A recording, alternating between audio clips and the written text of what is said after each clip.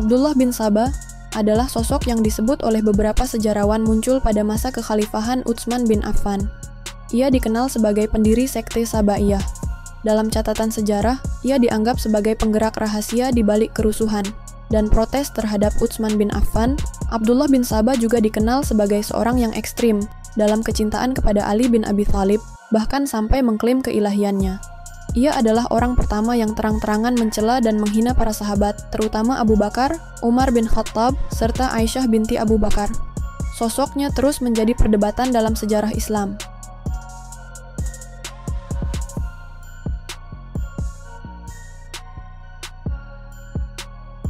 Banyak sejarawan Ahlus Sunnah yang menganggap Abdullah bin Sabah sebagai pemicu revolusi terhadap Utsman bin Affan, sekaligus penyebab terjadinya Perang Jamal setelah itu. Abdullah bin Sabah juga dikenal sebagai orang pertama yang menyerukan keutamaan Ali bin Abi Thalib, dengan klaim bahwa setiap nabi memiliki penerus, dan penerus umat ini adalah Ali bin Abi Thalib. Dikisahkan, ia adalah orang pertama yang berlebihan dalam memuliakan Ali, bahkan menyematkan sifat-sifat yang tidak manusiawi. Hal ini membuat Ali harus berlepas diri darinya, hingga beliau berkata di mimbar Kufah, sebaik-baiknya umat ini setelah nabinya adalah Abu Bakar, kemudian Umar. Ali menegaskan, bagaimana mungkin seorang manusia menerima dipuja sebagai Tuhan. Karena itu, Ali memerintahkan untuk menggali parit-parit, mengisinya dengan kayu bakar, dan membakarnya. Abdullah bin Sabah berhasil melarikan diri. Sementara pengikutnya yang menganggap Ali sebagai Tuhan dilempar ke dalam api. Sebagian sejarawan modern menganggap Abdullah bin Sabah sebagai akar dari kemunculan Syiah secara umum, dan penyebab awal fitnah besar dalam Islam, seperti pembunuhan Utsman dan Perang Jamal.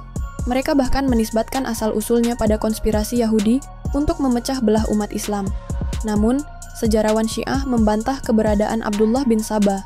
Mereka menganggapnya hanya cerita rekaan musuh-musuh mereka untuk mendiskreditkan Islam Syiah, dengan mengesankan bahwa ajaran mereka lahir dari sebuah konspirasi. Beberapa berargumen, sulit dipercaya seorang individu dapat memberi dampak besar pada sejarah umat manusia. Sebab, menurut mereka, krisis besar seperti ini biasanya terjadi karena banyak faktor, baik politik, ekonomi, maupun sosial. Abdullah bin Sabah mungkin hanyalah salah satu elemen kecil di antara sekian banyak penyebab lainnya.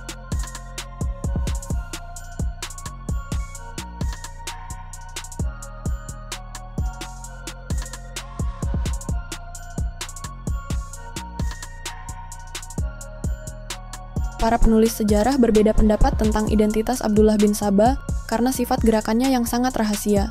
Sebagian besar sejarawan sepakat bahwa ia berasal dari Syan'a, Yaman, namun masih ada perdebatan apakah ia berasal dari kabilah Himyar atau Hamdan. Karena ibunya adalah seorang wanita Habasyah, ia sering disebut sebagai Ibnu Saudah. Yang disepakati adalah bahwa ia berasal dari latar belakang Yahudi, kemudian memeluk Islam pada masa Utsman bin Affan. Setelah itu, ia mulai berpindah-pindah di wilayah kaum muslimin, dimulai dari Hijaz, lalu Basra pada tahun 33 Hijriah, kemudian Kufah, Syam, dan akhirnya menetap di Mesir pada tahun 34 Hijriah.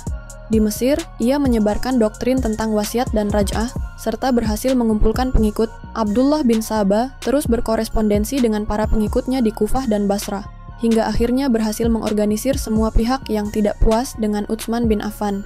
Mereka berkumpul di Madinah dan melakukan pembunuhan terhadap Utsman. Abdullah bin Sabah juga memainkan peran penting dalam memulai Perang Jamal, dengan menggagalkan negosiasi antara Ali bin Abi Thalib, Talhah, dan Zubair. Ia adalah orang pertama yang menonjolkan pemujaan berlebihan kepada Ali, bahkan sampai mengklaim keilahiannya. Sebagai tanggapan, Ali membakar beberapa pengikut Abdullah bin Sabah dan mengasingkannya ke Madain. Setelah Ali wafat, Abdullah bin Sabah menolak mengakui kematiannya, dengan mengklaim bahwa Ali hanya menghilang dan akan kembali suatu saat nanti para pengikut Abdullah bin Sabah dikenal dengan sebutan Sabaiyah.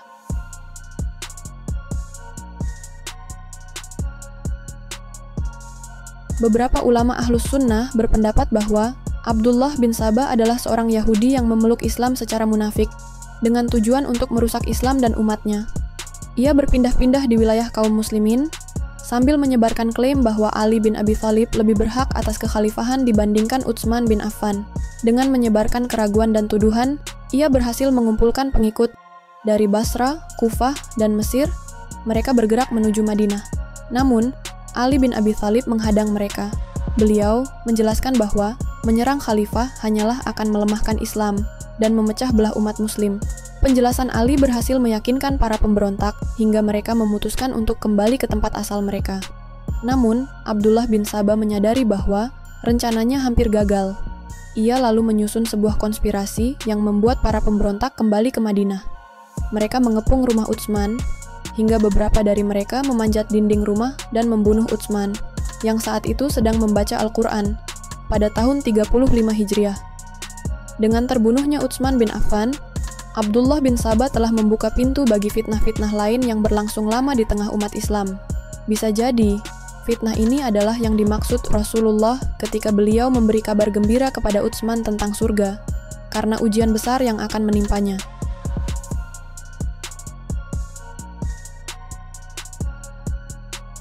Dalam salah satu riwayat disebutkan bahwa Ubaidillah bin Utbah berkata, "Aku bukan seorang Sabai, juga bukan seorang Haruri," yang berarti ia menolak afiliasi dengan pengikut Abdullah bin Sabah atau kelompok Khawarij Haruriyah.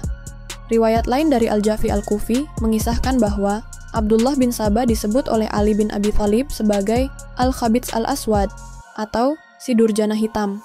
Ketika mendengar bahwa Abdullah bin Sabah menghina Abu Bakar dan Umar, Ali berlepas diri darinya dan bersumpah bahwa ia hanya memiliki rasa hormat yang tinggi kepada kedua khalifah tersebut. Ali kemudian mengasingkan Abdullah bin Sabah ke Madain dan memperingatkan bahwa siapapun yang memujanya melebihi Abu Bakar dan Umar akan dijatuhi hukuman cambuk atas fitnah. Sumber tentang Abdullah bin Sabah tidak hanya berasal dari Syaif bin Umar yang dikenal lemah dalam periwayatan hadis, namun kerap dijadikan rujukan dalam sejarah. Banyak riwayat lain yang tidak bersumber darinya turut mencatat keberadaan Abdullah bin Sabah. Bahkan, beberapa sanad riwayat dianggap sahih dan memiliki perawi yang terpercaya, seperti yang dicatat oleh Ibnu Asakir dalam Tarikh Dimashq. Abdullah bin Sabah juga tidak bekerja sendirian. Ia adalah pemimpin sebuah kelompok rahasia bernama Sabaiyah, yang terus eksis bahkan setelah kematiannya. Salah satu contohnya adalah pernyataan seorang tokoh bernama Al-Kalbi, yang secara terbuka mengaku, "Aku adalah seorang Sabai. Aku adalah seorang Sabai." Dengan semua bukti ini, keberadaan Abdullah bin Sabah dan perannya dalam sejarah awal Islam tetap menjadi topik penting yang diperdebatkan oleh para sejarawan.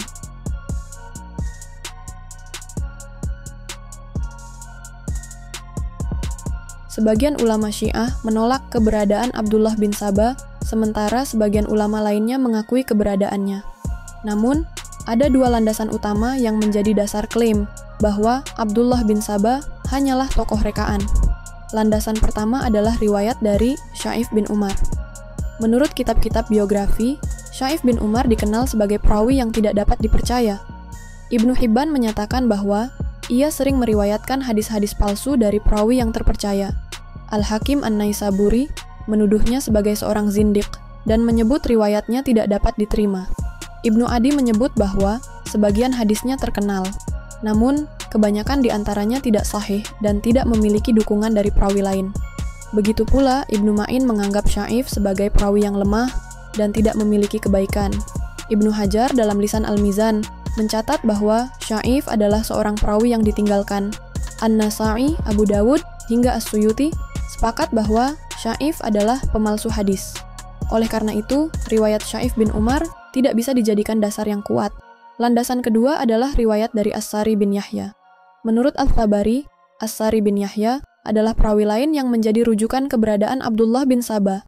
Namun, ulama memastikan bahwa As-Sari bin Yahya yang disebut oleh Al-Tabari bukanlah perawi yang terpercaya, yaitu As-Sari bin Yahya Ats-Tsaqafi, yang wafat pada tahun 167 Hijriah. Perbedaan waktu antara wafatnya As-Sari bin Yahya Ats-Tsaqafi dengan kelahiran Al-Tabari adalah 57 tahun, sehingga tidak mungkin keduanya berhubungan. Dengan demikian, para ahli hadis menyimpulkan bahwa As-Sari yang dimaksud Al-Tabari kemungkinan besar adalah salah satu dari dua perawi pendusta, As-Sari bin Ismail Al-Hamdani atau As-Sari bin Ashim Al-Hamdani. Kedua perawi ini telah dikategorikan sebagai pemalsu hadis oleh para ulama hadis ternama seperti dalam kitab Tahdzib At-Tahdzib, Mizan Al-I'tidal, dan Lisan Al-Mizan. Tuduhan ini memperkuat klaim bahwa riwayat tentang Abdullah bin Sabah tidak bisa dijadikan acuan sejarah yang sahih.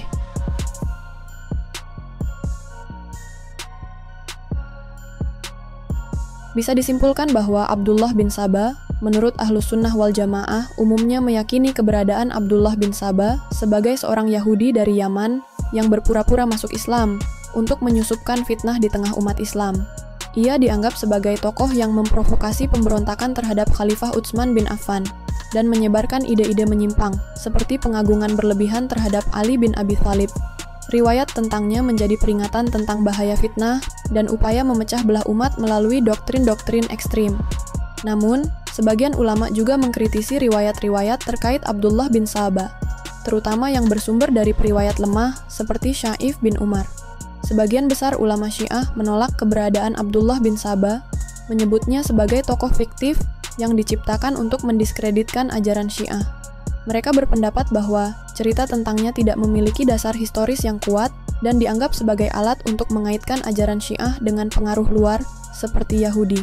Dalam pandangan ini, Abdullah bin Sabah adalah karakter yang digunakan untuk menciptakan fitnah terhadap Syiah dan menuduh mereka sebagai penyebar ajaran yang bertentangan dengan Islam. Perdebatan tentang Abdullah bin Sabah mencerminkan perbedaan sudut pandang dalam memahami sejarah Islam.